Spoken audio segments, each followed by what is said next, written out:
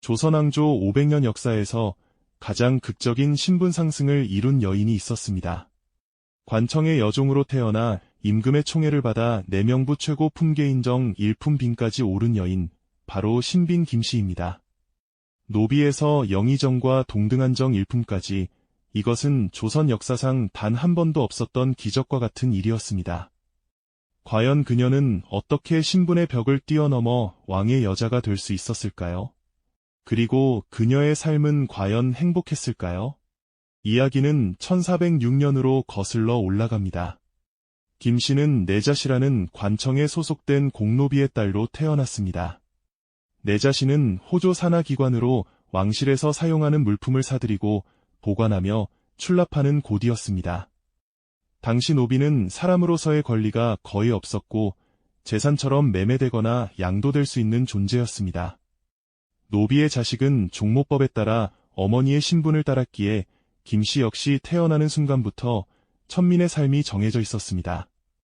성씨조차 제대로 갖지 못하는 것이 일반적이었고 이름도 천하게 지어 부르기 쉽게 하는 것이 관례였습니다. 그런데 김씨에게는 남다른 구석이 있었습니다. 어린 나이에도 부지런하고 영특했으며 맡은 일을 성실하게 처리했습니다.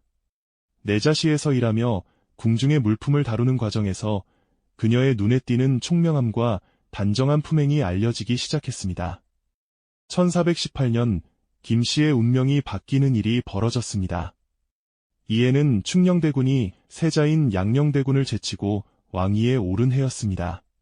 바로 조선 제4대 임금 세종의 즉위년이었습니다. 당시 태종의 부인이자 세종의 어머니인 원경왕후가 며느리 소헌왕후의 궁녀를 뽑고 있었습니다. 태종의 첫째 아들 양녕대군이 폐쇄자되고 둘째 효령대군마저 밀려나면서 셋째 충녕대군이 보위에 올랐는데 이 과정에서 양녕대군과 효령대군이 자신들의 궁녀를 데리고 출궁하는 바람에 새 임금과 왕비의 처소에 일할 사람이 부족해졌던 것입니다. 원경왕후는 여러 관청을 돌며 쓸만한 여인을 물색했습니다. 그때 내자시에서 일하던 13세의 어린 소녀가 눈에 들어왔습니다. 나이는 어렸지만 행동거지가 반듯하고 눈빛이 맑았습니다. 원경왕후는 이 소녀를 뽑아 중궁전, 즉 소헌왕후의 처소로 보냈습니다. 이것이 김씨가 궁중에 발을 들여놓게 된 시작이었습니다. 김씨는 소헌왕후의 지밀라인이 되었습니다. 지밀라인은 왕비의 가장 가까운 곳에서 시중을 드는 궁녀로 신임이 두터워야만 맡을 수 있는 자리였습니다. 천민 출신의 어린 소녀가 이런 자리에 오른 것 자체가 이례적인 일이었습니다. 김씨는 자신의 처지를 잘 알았습니다. 한순간의 실수로 모든 것이 물거품이 될 수 있다는 것을 누구보다 잘 알았기에 매사에 조심하고 또 조심했습니다. 이 사람을 섬기는 데 온 정성을 다했고 자신을 낮추며 겸손하게 처신했습니다. 세종실록에는 그녀에 대해 천성이 부드럽고 아름다우며 양궁을 섬기는데 오직 근신했다고 기록되어 있습니다. 양궁이란 왕과 왕비 두 분을 말하는 것으로 김씨가 세종과 소헌왕후 모두에게 정성을 다해 시중들었음을 알 수 있습니다. 특히 소헌왕후는 김씨를 각별히 아꼈습니다. 노비 출신이라는 천한 신분에도 불구하고 그녀의 성실함과 부드러운 성품에 마음이 끌렸던 것입니다. 시간이 흘러 김씨는 세종의 눈에 들어 승은을 입게 되었습니다. 승은이란 임금의 사랑을 받아 하룻밤을 함께한다는 뜻입니다. 궁녀가 승은을 입으면 더 이상 일반 궁녀가 아닌 임금의 여인이 되는 것이었습니다. 1427년 세종 9년 김씨는 첫 아들을 낳았습니다. 바로 계양군 이증이었습니다. 세종에게는 8째 아들이자 서자로는 맏아들이었습니다. 이때 김씨의 나이 22세, 궁에 들어온 지 9년 만의 일이었습니다. 세종실록에는 궁인 김씨가 아들을 낳았다고 간단히 기록되어 있습니다. 아직 품계도 받지 못한 평범한 궁녀의 출산이었지만 이 아이의 탄생은 김씨 인생의 전환점이 되었습니다. 놀라운 것은 그 이후였습니다. 김씨는 1428년 의창군, 1430년 밀성군, 1431년 익현군, 1435년 영해군, 그리고 1439년 막내 담양군까지 12년 동안 무려 6명의 왕자를 연이어 낳았습니다. 이외에도 2명의 딸을 낳았으나 일찍 세상을 떠났습니다. 세종에게는 정비 소헌왕후와의 사이에서 문종, 수양대군, 안평대군 등 8명의 적자가 있었는데 김씨가 낳은 6왕자는 후궁소생 중 가장 많은 숫자였습니다. 조선왕조 전체를 통틀어도 후궁이 이렇게 많은 왕자를 낳은 경우는 드물었습니다. 이는 세종의 총애가 얼마나 깊었는지를 보여주는 증거였습니다. 세종은 특히 적자 중에서는 막내 영흥대군을, 서자 중에서는 장남 계양군을 가장 사랑했다고 전해집니다. 김씨의 품계도 차츰 올라갔습니다. 처음에는 이름 없는 궁인에 불과했으나 왕자들을 낳으면서 정이품 소위에 봉해졌습니다. 1439년 세종 21년 세종은 도승지 김돈을 불러 이렇게 말했습니다. 소위는 본래 내 자시의 여종이었으나 내가 즉위했을 때 모후께서 뽑아 중궁으로 들여보냈다. 그 아이의 나이 13살 때였다. 천성이 아름다워 양궁을 섬기는 데 소홀함이 없고 오직 삼가고 근신했다. 중궁이 매사를 위임하고 막내 아들을 기르게 하였으니 성품이 근신하지 않았다면 중궁이 하필 소생 아들을 기르게 하였겠는가. 세종은 김씨의 출신이 천하지만 어린 나이에 궁에 들어와 쌓은 부덕은 바른 것이라며 빈이나 귀인으로 삼고자 한다고 뜻을 밝혔습니다. 도승지 김돈은 신계 등과 논의한 끝에 우선종 일품기인으로 승격시켰고 이후 김씨는 마침내 정일품 신빈에 책봉되었습니다. 비는 내명부에서 왕비 다음으로 높은 품계로 영의정과 같은 정일품이었습니다. 노비에서 출발하여 정일품빈에 오른 것은 조선 500년 역사에서 유일무이한 일이었습니다. 물론 다른 후궁들 중에서도 미천한 출신이 빈에 오른 경우는 있었습니다. 숙종의 후궁 희빈 장씨나 영조의 어머니 숙빈 최씨도 궁녀 출신이었습니다. 그러나 그들은 적어도 양인이었습니다. 신빈 김씨처럼 노비, 그것도 관청에 소속된 공노비 출신이 정일품에 오른 것은 전례가 없었습니다. 세종실록에서 세종은 예부터 궁녀의 계보에는 본래 귀천이 없었다며 노래하던 아이를 궁중에 들인 자 있고 일찍이 남을 섬기다가 궁중에 들어온 자도 있었다고 부연했습니다. 셋째 부인 이하는 계보의 귀천을 따지지 않았다는 도승지의 말도 있었지만 이는 명백히 김씨를 위한 특별한 배려였습니다. 김씨의 성공 뒤에는 소헌왕후의 역할도 컸습니다. 조선시대 내명부의 첩지, 즉 품계는 왕비의 소관이었습니다. 임금이 후궁을 아무리 총애해도 왕비가 동의하지 않으면 신분 상승은 꿈도 꿀 수 없는 일이었습니다. 그런데 소헌왕후는 김씨가 세종의 사랑을 독점하고 있는데도 전혀 질투하지 않고 오히려 그녀를 아꼈습니다. 이는 김씨를 지밀라인으로 데리고 있을 때부터 관계가 좋았기 때문이었습니다. 사극에서 흔히 보듯 왕비와 후궁 사이가 대부분 악연이었던 것과 비교하면 매우 특이한 경우였습니다. 더욱 놀라운 것은 소헌왕후가 병약한 자신을 대신하여 막내 아들 영흥대군의 양육을 김씨에게 맡겼다는 사실입니다. 적자의 양육을 천민 출신 후궁에게 맡기다니 이것은 소헌왕후가 김씨의 인품을 얼마나 신뢰했는지를 보여주는 증거였습니다. 김씨의 처세술도 남달랐습니다. 그녀는 품계가 올라도 전혀 교만해지지 않고 나인 시절처럼 소헌왕후를 충직하게 받들어 모셨습니다.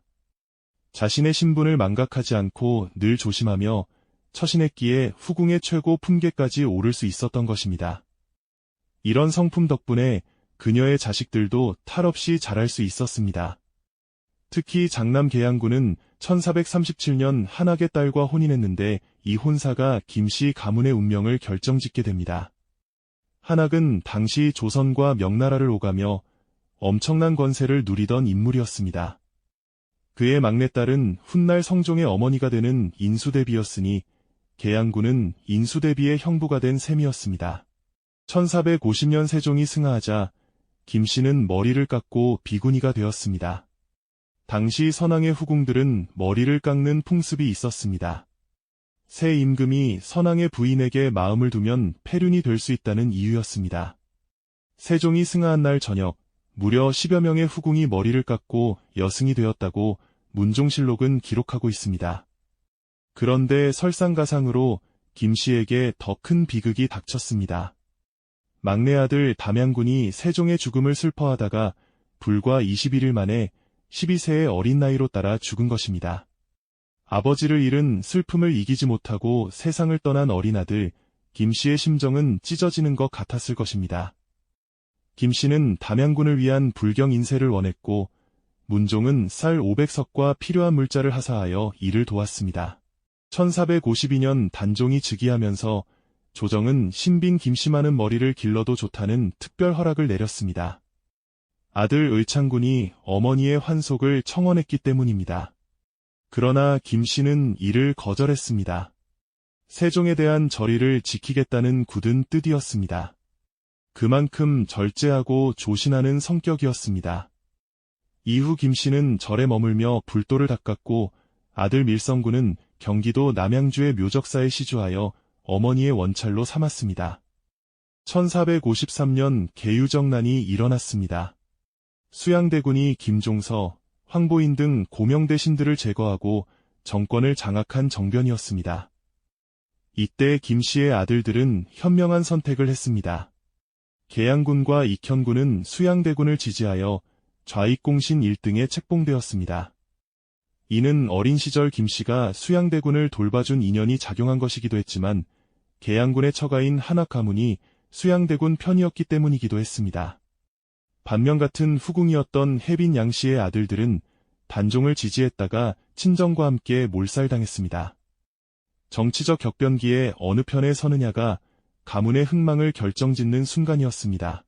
1455년 수양대군이 세조로 즉위한 후 김씨는 특별한 대우를 받았습니다.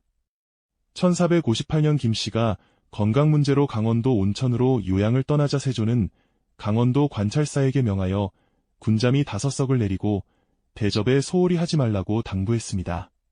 김씨가 온천에 갈 때마다 아들 계양군, 의창군, 밀성군이 뒤따랐기에 물자 소비가 많다는 비판도 있었지만 세조는 이를 개의치 않았습니다.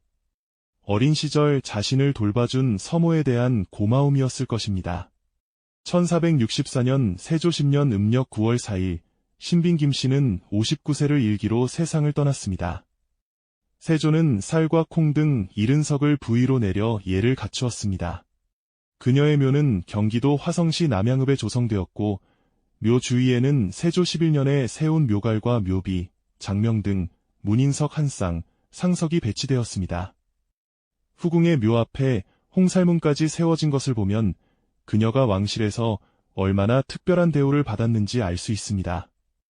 1994년 이 묘역은 경기도 기념물제 153호로 지정되었습니다. 신빈 김씨의 삶은 조선 신분제의 예외적인 사례로 기록됩니다. 조선은 철저한 신분 사회였습니다. 노비는 과거 시험 응시도 제한되었고 성씨조차 제대로 갖지 못하는 경우가 많았습니다. 신분 세습이 법으로 정해져 있어 노비의 자식은 대대로 노비일 수밖에 없었습니다. 그런 시대에 노비 출신이 정일품에 오른 것은 기적과 같은 일이었습니다. 물론 이것이 가능했던 것은 세종이라는 성군의 존재, 소헌왕 후의 너그러움, 그리고 무엇보다 김씨 자신의 인품과 처세 덕분이었습니다. 그녀가 조금이라도 교만했거나 분수를 몰랐다면 결코 이런 결과는 없었을 것입니다. 일부 학자들은 신빈 김씨의 사례를 조선 초기 신분제의 유동성을 보여주는 증거로 해석합니다. 세종실록에서 세종이 예부터 궁녀의 계보에는 귀천이 없었다고 말한 것처럼 적어도 후궁에 한해서는 신분보다 개인의 자질을 더 중시했다는 것입니다. 반면 다른 견해도 있습니다. 김씨의 승격은 어디까지나 왕의 특별한 총애 덕분이었으며 일반적인 노비에게는 결코 적용될 수 없는 예외적 사례라는 것입니다. 실제로 조선 후기로 갈수록 신분제는 더욱 경직되어 이런 일은 다시는 일어나지 않았습니다. 신빈 김씨의 이야기는 500년이 지난 오늘날에도 많은 것을 생각하게 합니다. 신분이나 배경보다 진정한 인품과 성실함이 사람의 가치를 결정한다는 교훈, 어떤 상황에서도 자신을 낮추고 겸손하게 처신하는 것이 중요하다는 가르침, 그리고 격변의 시대의 현명한 선택이 가문의 운명을 바꿀 수 있다는 역사의 교훈이 담겨 있습니다.